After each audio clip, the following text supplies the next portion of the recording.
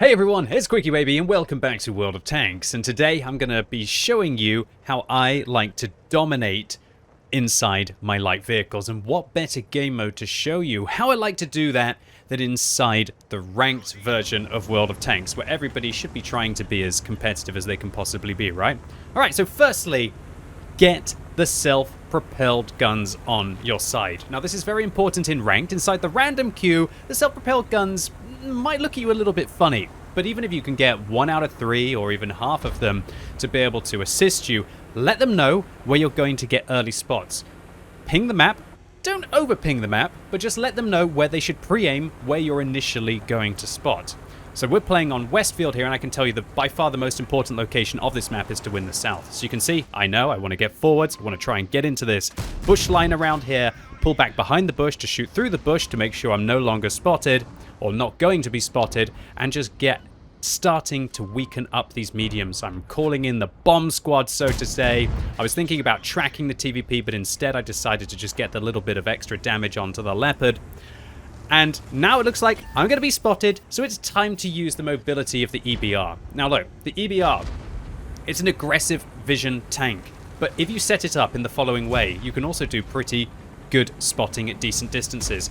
This is probably one of the most expensive light tanks to play, I'd say, properly in ranked. Really, you have to be using a premium consumable on this tank. You have to have an exceptionally skilled crew. You have to have recon. You have to have situational awareness. You have to have brothers in arms. And I would really even recommend going as far as to having bond equipment on this vehicle if you really want to take it to the next level.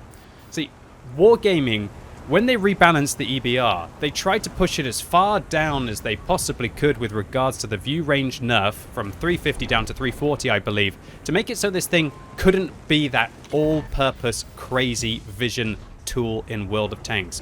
But I can tell you, if you set it up with vents, if you set it up with coated optics, and you use the new Commander's Vision system inside your spotting slot, the kind of spotting you can get with this tank is just simply outrageous. You will see large vehicles through bushes. I think it's a completely broken thing. I don't think it was really needed in the game. You will be able to see people with mediocre camo, about maybe 15% camo. Oh, nearly totally screwed up there. But luckily, we didn't quite go off the cliff. Going off the bridge inside ranked would have been a little bit embarrassing. As I was saying, by using the Commander's Vision system, what that will allow you to do is to be able to spot people that have about 10 or 15% camo at max distances. We're talking about 445 meters spotting cap. And you will see pretty much half of the vehicles that you will play against in ranked. And you will be able to at least go toe-to-toe with some of the light tanks that don't set up their vehicle, and medium tanks that set up their vehicle as some incredible scout by using either binoculars on the tank, or which of course you can't do on a wheeled vehicle, or they have it set up without a gun rammer, and they too are choosing to go for the vents with the coated optics and also the Commander's Vision system on this vehicle. You'll see that Santa Claus, who I actually put inside this vehicle, there's only 2 crew members in the entire game that have 2 skills for free. That's Santa Claus, and I think it's Julia Winfield or something. Putting them inside your EBR is absolutely phenomenal, because it's one of the highest pressure slots, that and the Manticore for the Commander. You need to have a lot of crew skills inside your Commander, and by having Santa Claus in there, we can go as far as to have the fire extinguishing skill, which actually helped us to put out that burn from the T-124's high explosive round. Now, watching that one back on battle hits, I can tell you it was an incredibly lucky hit from the T-124. I wouldn't mind it if it was an AP round, but as it was a high explosive round, they had to go through all of those little walls, and, you know, high explosive rounds getting absorbed on them. It went right onto the back wheel and splashed on this tank. Although, you know, I feel like when I play my EBR, I feel like a bit of a menace. I feel like I'm the bad guy of World of Tanks, so sometimes it doesn't feel too bad getting caught out. So you can see that Object 140, either he fired or he just simply wasn't able to avoid me, because the Commander's Vision system penetrates bushes, and so he can be sitting in a bush, and if I can get within about 250 meters of him, I'm quite often going to be able to spot him, unless he's an incredibly stealthy tank. Again, seeing the M48 pattern through the bushes there, I was calling out Wargaming for this Commander's Vision system, that I thought it was going to be completely outrageous. And I can tell you, this is the first season in Ranked that I believe that you can set up your EBR in this way. Even though the EBR has been nerfed, I feel like as an active scout, it kind of has been buffed. And you'll see that, what have we really done this game? Well, I've dominated it. I got into the most important location. I slowed down the enemy's advance. Even though I was alone versus 4 or 5 vehicles in that position, there just wasn't a lot they can do. And because I let my team know where the enemy team was going with that early vision, then they could set up, and they didn't go and they get themselves killed. And we got 1, 2, 3, 4 vehicles killed up here. And there's not a single, well, 5, sorry, with the leopard inside the bushes, and not a single vehicle on my team was taken out. Oh, well, apart from this leopard, I guess a little bit of collateral damage. So by providing the initial spots in your EBR, knowing where the most important locations are on the map, and just try and watch some of my videos and see where I go if you really need to know right now where all the different positions are for different light tanks, or alternatively just tune in to some of my streams on ranked when I'm playing my light vehicles, and you'll see which positions I like to dominate. By getting up here, spotting them early, and then eventually going in, taking out the artillery, there was just nothing that the enemy team could do. And really, the big mistake that the enemy team made was when this EBR was too aggressive up here. I can tell you, as a light tank, if you get into one of these matchups where you're the only light vehicle, you are the MVP on the team, or at least you can use your skill to make yourself the MVP on the team. If you can win that duel against the light tank, you will undoubtedly dominate the battle because you become such a huge advantage. And if you set your vehicle up in the right way and you take the right amount of crew skills, I think you're going to be unstoppable in your light vehicles. But maybe you hate the EBR. Maybe you can't imagine yourself playing a wheeled vehicle. Maybe you want something a little bit cheaper to run that doesn't quite need so many crew skills and doesn't even really need to be using a premium consumable. Well, let's take a look at the next tank. So now we're going to be playing arguably the second best light tank map on the game. It's gotta be Malinovka. Okay, so initially on Malinovka, there's usually a fight between light tanks for trying to get into bushes along here. One light tank will align along here. The second light tank will align along there. But I can tell you inside ranked, at least, the better players are going to be blind firing those bushes. Let the EBR go and do the EBR aggressive scouting at the beginning.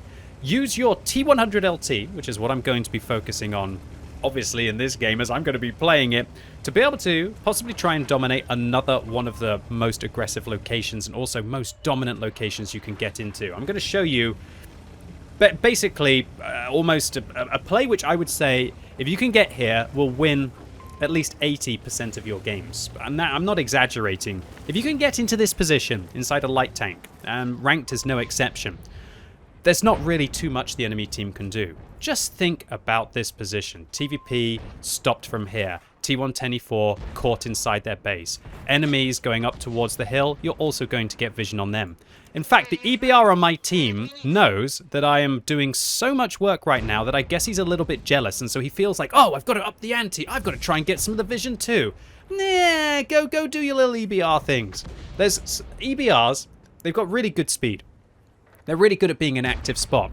But I can tell you right now, with what I would call the hyper view range that I've got on this tank, that the EBR can only dream of getting. Even if you were to invest everything that you possibly could on an EBR, you can only get up to about 460 meters view range. And we're talking about having a premium consumable, bond-coated optics, bond vents, all of the commander's crew skills as well, and maybe even using a coated optics directive to amplify it even more. The T100 LT can get there free to play. You don't have to have all of those things. Of course, they do help, and I can tell you I am using them right now. But you can still get up to about 480 meters view range without the premium consumable, without all of the advantages that I've talked about. And if you set your T100 LT up in a similar kind of way to what I like to do with this tank, which is to drop the gun rammer, never use vertical stabilizers on this vehicle, listen to this tank's dispersion values, 0.06 when moving, 0.06 when turning the turret, and 0.05, well, sorry, for the turret traverse. That was the tank traverse I meant. It's absolutely ludicrous. The idea of using vertical stabilizers on this tank, now that there are better pieces of equipment to use, is tantamount to stupidity. There's no other way to say it. Sure, I guess you could use a gun rammer if you really wanted to try and up the ante and be able to put in as much damage as you can, but you would never use the vertical stabilizers, in my opinion. I would love to either use a turbo, I would love to use a gun rammer, I would love to use vents, coated optics, a commander's vision system. There's already 5 modules that I believe are more competitive than the vertical stabilizers on this tank.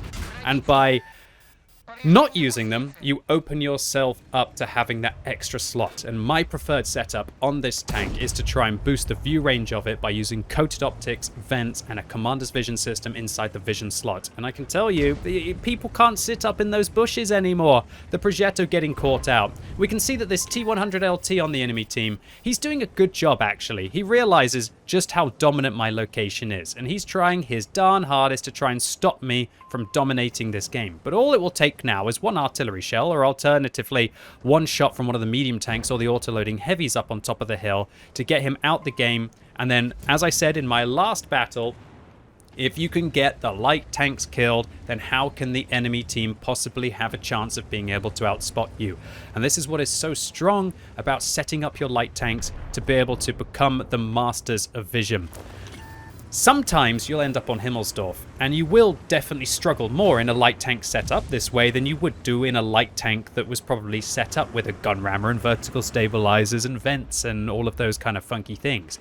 But I feel like there are enough situations where you can still be about 80% or 90% as good if you set your vehicle up in this way at the combat capacity in the game.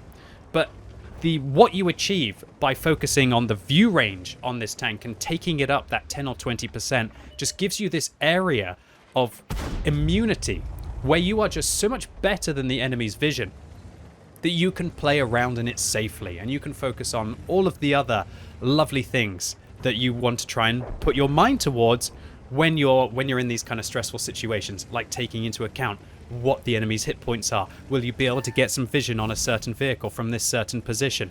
That's really what you need to try and be focusing on. And when you've got that sweet spot on a vehicle like this, where I feel like if I'm between 445 meters and about 380 meters on my opponents, there's absolutely nothing they can do.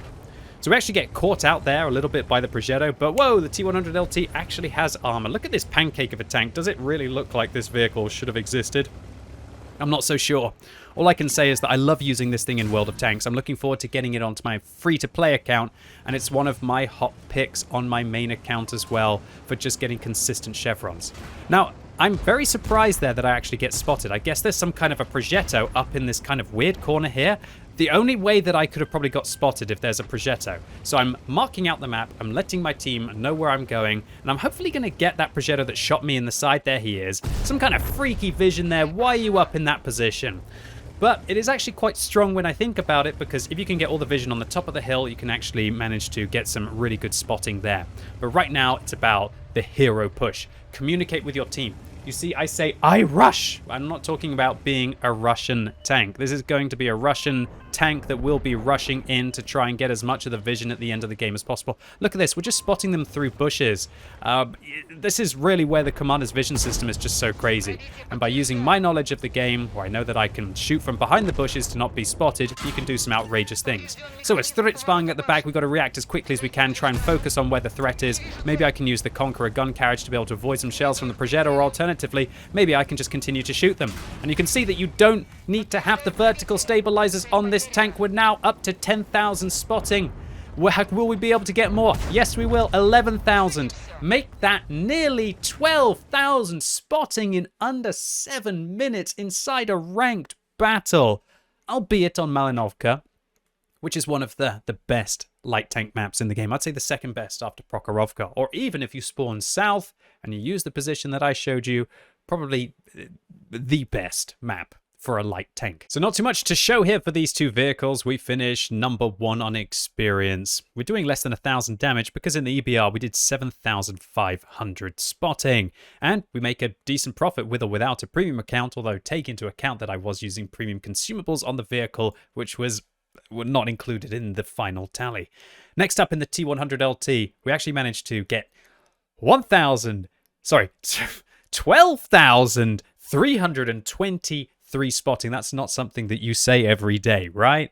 And we just completely dominated the vision on the enemy team. Their T100LT, I checked in the post-game stats, is actually a very good player with about 54% win rate overall, but there's just nothing that they could do when we managed to dominate that early position. And obviously, 1,377 experience. We managed to get 4 chevrons in both of these games, as I was also having bonus.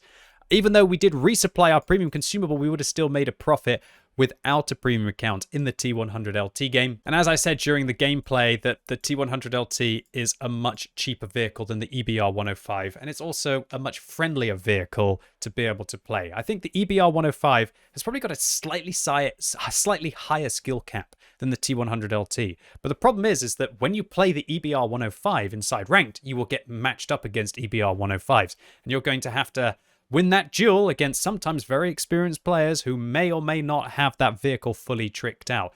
When you're playing the T100LT, you actually will sometimes get matched up against AMX 13105s, Sheridans, WZ1321s, or even Rheinmetall Panzerwagens, which actually gives you a tremendous advantage in this vehicle. But more often than not, you're going to be matching up against T100LTs because frankly, it is the best tier 10 light tank, if you want to call the EBR more of a wheeled vehicle. So even though these are by far my favorite two light vehicles to play inside ranked, I sometimes also play my 13105, but that's if you want to do a little bit more damage, and I totally set that thing up to be able to get those rounds out quickly with vertical stabilizer, probably with coated optics and vents on the vehicle. Now, if you don't have any of those vehicles, those three light tanks, and you have a Sheridan, Rheinmetall Panzerwagen, or a WZ1321, sorry, 1322. No, it is a 1321. You can still set up those vehicles like I did here, but just be careful. Those tanks have got much worse camo ratings, so some of the dangerous things that you saw me doing here is something that you will only develop over hundreds of games inside your light tanks. You know how far you can push it. You know when you're likely to get spotted. And instead of jumping into the bath completely, as you probably saw me doing inside this video, maybe just dip your toes occasionally until you start to feel comfortable in those tanks. And it's really amazing to me that Wargaming have put in these new pieces of equipment like the Commander's Vision System for light tanks. I would have never have thought that I would be doing 12,000 spotting inside a ranked battle against pretty decent players. And I hope that the thousands of games of experience that I have inside my light tanks that hopefully I was able to convey to you all watching this video today was useful. If it was, make sure you give the video a thumbs up, but if you hated it, give it a thumbs down. And if you're watching this video as it's released on Sunday, it's time for the World of Tanks Tech Tree Showcase live right now on twitch.tv/QuickyBaby. And this week, out of the 355 of you who voted, and if you want to vote on the Tech Tree Showcase to influence it, then make sure you're following me on Twitter to be able to get the link when I put it up on Sunday afternoon. 19 of you have voted for the WZ113GFT, so let's feature it today. So, Chinese tank destroyers, they're the least popular tank destroyers in the game, but they're actually pretty darn good, as we saw just the other day, with the T-34-2G actually dominating and picking up a Kolobanov's medal. And I can also tell you that the Tier 9 and Tier 10 Chinese tank destroyers are criminally underrated. And so come along right now as I showcase all of them so you can see if it's a line worth grinding, or alternatively pick up a few tips and tricks along the way if you've already got some of the vehicles. So really looking forward to seeing all of you right now on twitch.tv/QuickyBaby. And as always, thank you so much for watching. You've been epic, and hopefully I'll see you soon.